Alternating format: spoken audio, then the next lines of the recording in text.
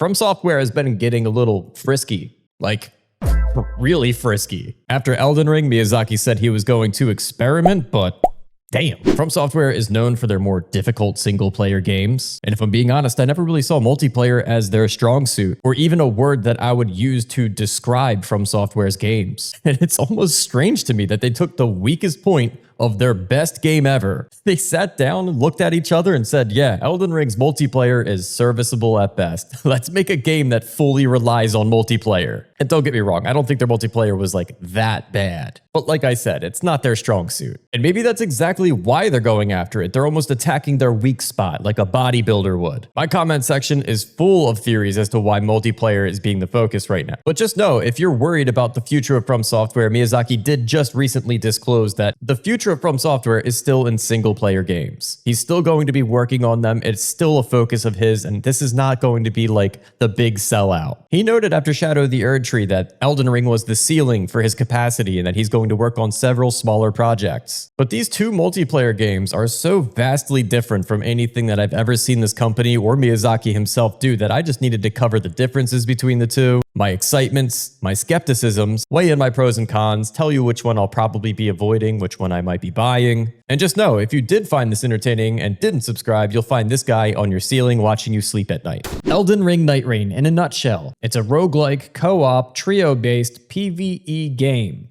with no PvP. Preset characters with various roles and abilities that have ults that will mesh with your other two teammates in a trio-focused cooperative setting. At its core, it's basically a boss rush speedrun with a closing circle and various PvE objectives to gear up, level up, and hit that final circle where you face off with the final boss. And the arena itself is Limvale. Everything is very Elden Ring-esque, but you'll notice that it feels a little modded. Graces will heal you completely by just passing over them. There's vertical traversal that almost feels similar to Sekiro, and Torrent was left in the stable, but you will be running very fast comparatively to the base game of Elden Ring. It's essentially just a white-knuckle Elden Ring that you can fast forward with friends, and now even leveling is one click at Graces. It's all about speed and efficiency. Now, the reception, because this game is very similar, so similar to Elden Ring, it even has some sounds in the game that resemble Elden Rings. People are really saying that it's a cash grab because battle royales are very popular and the elements scream battle royale with a closing circle. And of course, people are screaming that it's an asset flip of Elden Ring and using all of the Elden Ring asset juices to pretty much just put together and cultivate a game for people to spend $40 more.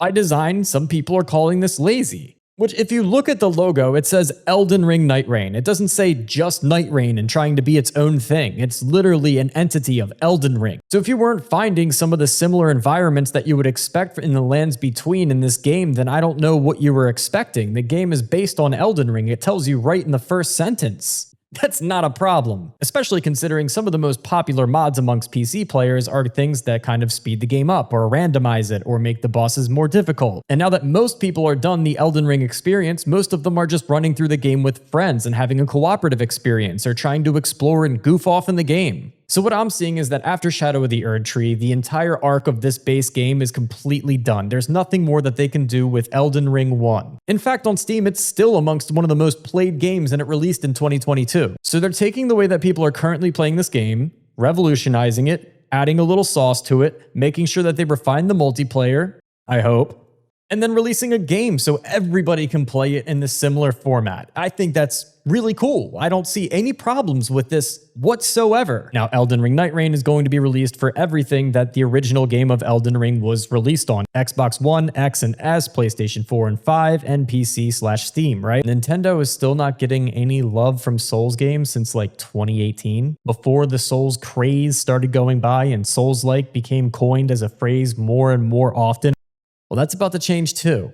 It seems like 2025 is the time Nintendo finally aligns with FromSoftware to make something that was very interesting, to say the least. I'm interested. It seems like the Switch 2's new focus on multiplayer features and functions almost kind of perfectly aligned with the frisky post-Elden Ring state that FromSoftware was in experimenting with smaller multiplayer games. FromSoftware and Nintendo seem to have struck a deal. At the Nintendo Direct event, there was a trailer for the Duskbloods that left a lot of question marks in the air. A lot of people saw a lot of Bloodborne influence, but it was also pointed out there's a lot of influence from various games with an accumulation of also just unique ideas. But it left so many question marks that Miyazaki himself had to host a Q&A session on April 4th to kind of clarify exactly what we just saw, because nobody knew what the hell we just watched. Starting at the end of the interview, he actually mentioned that this is an accumulation of all of these ideas and thoughts that he had that could potentially work with games but didn't quite fit the frame of games like Elden Ring and Sekiro. It almost kind of gave me the feel like, hey, this is my Frankenstein that I built with all of these ideas that I wish I could deliver to you but didn't have the right package. So here you are, I hope you enjoy it. So a little background is that you're an elite selected vampire from the Bloodsworn summoned to an area called the Twilight of Humanity, leaving to compete for the First Blood, which is an event sparked to end the humanity for various places and times, which also clears up a lot of the question marks in the air because of the Victorian Gothic plus steampunk plus a lot of the really weird things going on that seem to be a modge-podge of times and areas. Time jumping, and there's different hops of time that you go into. That's one way to solve a lot of questions with one sentence. It almost feels like Mortal Kombat gathering all of these selected people and Legacy of Kain with like these like vampire and dark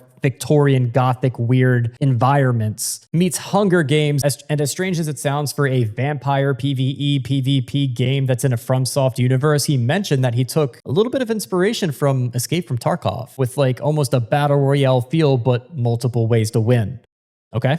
At launch, there will be 12 playable characters with unique weapons, abilities, and more dramatic and impactful features that you can customize over Nightreign. Once you've customized your character to your liking, you'll be thrown into a match with 8 other players where there will be PvP/PvE. I'm sure just like Tarkov, you'll have ways to find success within the game through the PvE features, while also having to look out and indulge in the PvP, which seems to be the focus of the game.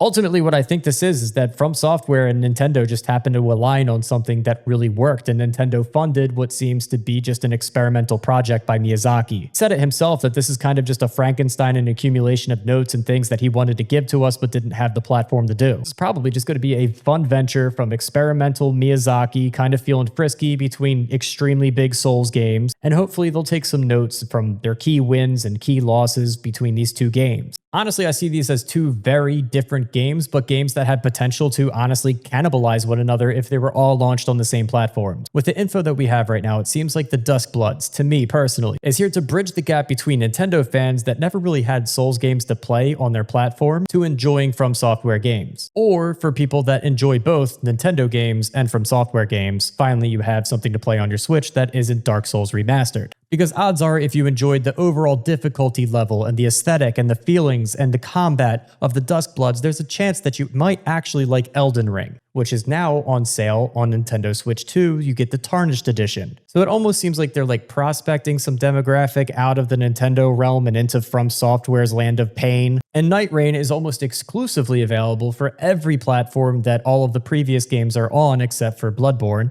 So for the core fan base of Souls games, you have Nightreign, which has callbacks of older games plus Elden Ring. It's kind of a prerequisite almost to have played at least Elden Ring to completely enjoy what Nightreign delivers. Whereas this is a brand new IP. It's something introductory. It's why Miyazaki got into it. He built the world. And this is going to potentially pull people from Nintendo into that FromSoftware realm without having to know who the Firekeeper is or what dragon this is or what area you're in or why you go to churches for certain things. Like, these two games seem like they would have cannibalized each other on paper if they were all launched together. Now, if you're a diehard Souls fan and you really, really love every Souls game and you have to collect them all, in my opinion, for you to actually get your money's worth of the expensive Nintendo Switch 2, plus the mandatory functions needed to go online, which is a monthly subscription, at the very least, I would hope that you would enjoy Zelda games because that's how the influence of Souls games. But if you don't enjoy Nintendo games and you buy the Nintendo Switch 2 just to play the Duskbloods, that ain't it. And I would say that just stick to Nightreign. That's like a $600 venture versus $40, especially if your plan is to like pre-order the Switch to get your hands on it ASAP. Like, this game doesn't even come out until 2026. I think we all need to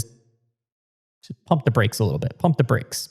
I hope this helped elaborate a little bit between the confusion and all the discourse that's going around about Miyazaki selling out, quote unquote, for FromSoftware and multiplayer battle royale and sounding like this company is falling apart. It's not. In fact, he even mentioned that like the single player focused games are definitely the forefront of the company and that he's going to continue to chug along with those. I hope you don't wake up to the sleep paralysis demon and you actually liked or subscribed if you found this to be informative or fun or whatever. Have a good day, guys.